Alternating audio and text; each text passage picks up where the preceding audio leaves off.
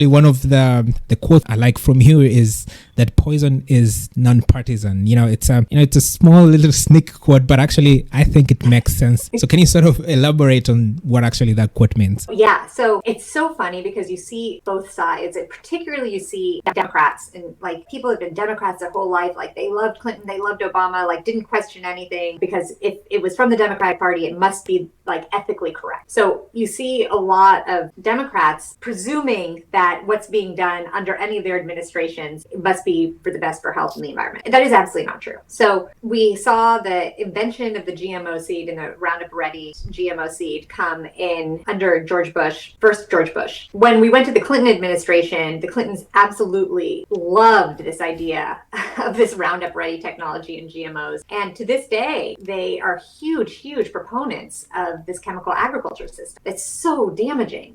And I still think of the Clinton family as being iconic in terms of the traditional Democratic Party. I think my expectations are just lower for the Republican Party, but then George Bush comes in, continues to perpetuate it. Obama, oh boy, he's talking about GMOs. I think that like things might get better, but they don't. And Michelle Obama came out when they first got to the White House and she said, I'm going to have this organic garden. I'm so excited. And clearly she was very focused on nutrition too for kids. That was her thing. And then suddenly she wasn't able to say that about her organic garden and like was super quieted down. And Obama passed several bills that were incredibly damaging to food transparency while he was in office. We come along and then it's Trump. And I mean, Trump fully deregulated the whole thing and defunded organic agriculture. So you see it happening regardless of which political party is in power. And these companies have such a hold on like all politicians that it truly doesn't seem to make a difference where they fall in line. In fact, where I'm seeing the most interest right now, which is so interesting, the groups that are reaching out to me tend to be super Republican. And they really don't like being poisoned. And I think that some of this is along the lines of the same people that really didn't care to have a COVID vaccine. They're like, well, what else is there that,